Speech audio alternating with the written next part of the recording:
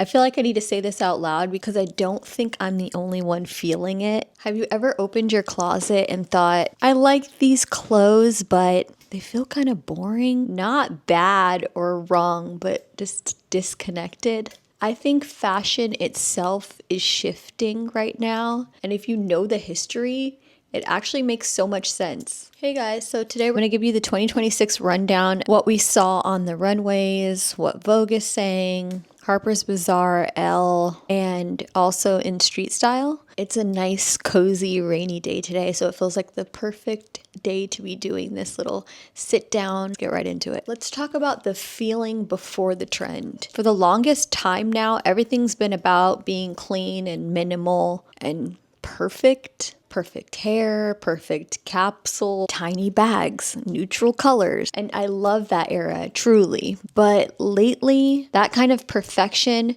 just feels way too overdone and too finished. And from what I've seen historically, fashion gets tired of this perfected look. It starts leaning more into more ethereal or romantic vibe. And I don't mean romantic in like a sweet, soft way, more of a dramatic, voluminous, emotional, and meaningful way. Let's look back into fashion history for a second. This exact thing that's happening right now in fashion has happened before. In the late 70s and into the early 80s, after minimalism and austerity, designers really started to bring back softness, and that's kind of where Yves Saint Laurent comes in. He understood something really important. Femininity doesn't have to be soft in order to be strong. So you see cinched waists, flowy fabrics, dramatic shoulders, but always grounded in tailoring, like structured romance. And I believe that's the blueprint that we are returning to now. So here's what 2026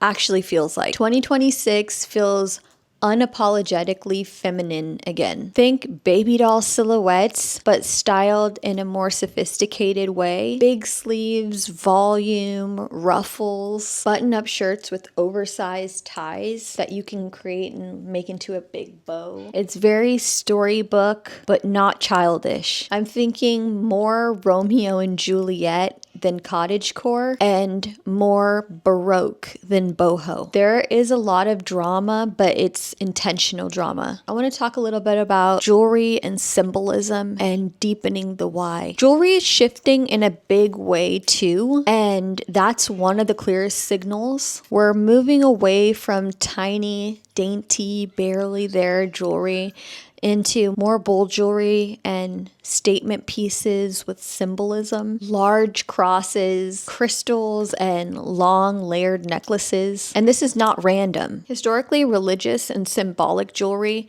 resurfaces during times of uncertainty, when people are craving feeling grounded and protection and meaning. And during these times, jewelry stops being decorative and starts to feel almost devotional. I love this push towards more intentional, devotional jewelry. It feels very innate, and in this way, it's not just purely accessorizing. It has more intention and more meaning. It makes me think of treasured pieces that you would find tucked away in your grandmother's antique drawer, maybe even pieces that have been passed down generations that are, I don't want to say timeless, but maybe trendless, just like beautiful heirloom jewelry with meaning. I'm a big jewelry person, so I love this push towards more bold statement jewelry. I want to know your thoughts. Are you into jewelry? Are you just getting into jewelry, or is it not really your thing? Another thing I want to know, let me know, are you more of a gold person or a silver person? Let's chat about it in the comments down below. I'm so curious to see. Let me know. Let me know about you. I always love talking to you. The next category that I wanted to talk about is the dark romantic thread. There seems to be this darker romantic energy that's been weaving through multiple areas of fashion and through multiple aesthetics, or I don't know, whatever you want to call it. Very Anne de Meulemeester. This is where fashion starts to feel kind of undone, like layered ruffles that aren't precious, and slinky lace that feels lived in, patchwork fabrics that feel worn and not perfected, soft without being weak. There's always been something very poetic about that Belgian approach to style. It's clothing that feels like it's holding a memory. We can't really talk about fashion without talking a little bit about beauty. When fashion turns romantic, beauty softens. Skin becomes luminous instead of perfected. Blush is much softer, sort of like being kissed by the makeup, instead of harsh and sculpted and chiseled. And then even hair stops being overly styled, and it's still sleek, but it's more messy, like French girl waves and mermaid hair, like you slept in it, you lived in it, and you didn't overthink it. Now I want to talk about the current evolution of silhouette. I feel like silhouettes are doing something really interesting again, slowly moving out of the really wide leg era and into something that feels more sleek and refined. Styles that you would see in the late 80s and early 90s. Slim on the bottom, full on the top. Longer length tops come back, and we're gonna see pants tapering instead of pooling. And I do think that skinny jeans have been talked about a lot for quite some time now. There's a lot of resistance. It's kind of like you either love it or hate it, and I would say the majority of people seem to hate it. As for tops, I think we'll still be seeing a lot of boat neck tops and off the shoulders. Classic elevated basics aren't going to be going anywhere. So with that, we'll be seeing exposed collarbones, sometimes exposed hips. Now I want to talk a little bit about tailoring. Tailoring comes back when people want to feel more grounded, and we're seeing that again for sure, especially with power suits and military coats and double-breasted coats. Waists are getting defined again. Blazers that give the hourglass silhouette definitely been having a pretty good run. Even belted blazers and long waistcoats or vests that are fitted and structured. Blazers worn over bare skin feels very important as well. Very Tom Ford in the 90s. There's this sort of balance between discipline and desire, but at the same time, the next thing I want to talk about is the return of drama. There's also this element of theatrics that's returning, and this one feels like it has very deep roots. Capes and ponchos historically have symbolized status and protection. In my mind, I'm picturing feathers, tassels that are kind of all tied to romanticism and rebellion. And designers like Alexander McQueen are amazing at this. McQueen always seemed to pull from a bit of history, myth, and emotion to create something that felt modern and timeless at the same time. And I think that that energy is back, but styled with more restraint. And the next thing I want to talk about is bohemian intellectualism. There's a lot of dark bohemian undercurrent too, very hetero, gypsy romance, but intellectual, not at all like a festival costume or something that you would wear to Coachella.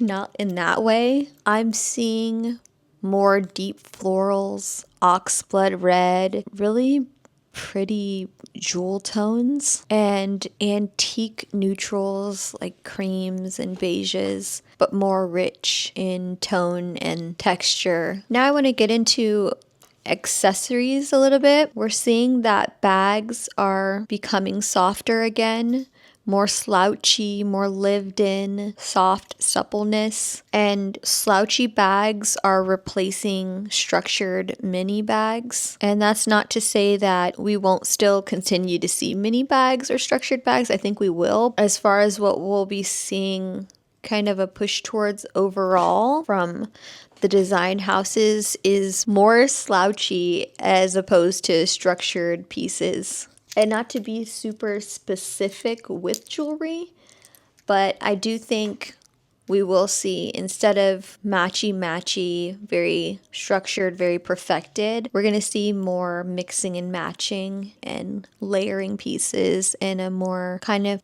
playful way, I guess. Everything just feels more relaxed and more lived in. Less look at me and more this is who I am.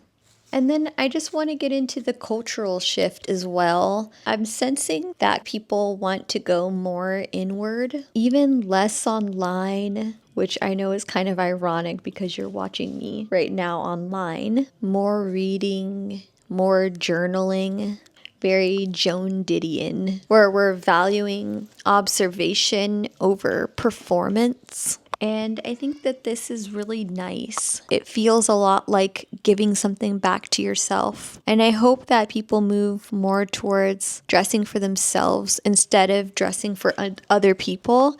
And that's kind of a whole nother topic for another day. Maybe I can do a separate video about that kind of personal style, which I do think is important because it's kind of like discovering yourself, and fashion is an expression of, you know, what you're feeling at the time. It's an artistic expression, and that's personal. It shouldn't be for the gaze of someone else. You know, some people are into it and some people aren't, but I'm guessing that if you're here, that you are somebody that is into fashion. So 2026, I want to encourage all of us to dress truly expressively and not just based on these trends. So I tried to kind of structure this video a little bit more towards vibes and the feelings that we're kind of getting and why these pieces I think we're going to be seeing, and less about a list of items. And so this way, you know, if you are feeling these kind of cultural shifts or energies, then you can kind of use these textures or silhouette as a way to outwardly express the way that you're feeling. Does that make sense? In my crazy little mind, it makes sense. Anyways.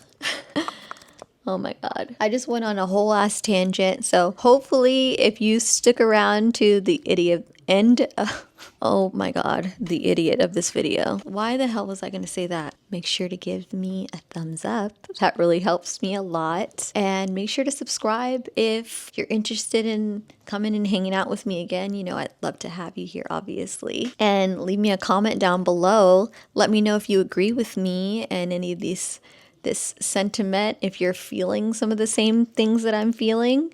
And if not, that's cool too. Let me know, you know. I'm always down to hear everybody's opinion. I don't think there's any one way to do fashion. Let's all share our opinions and leave space for each other to express ourselves, you know?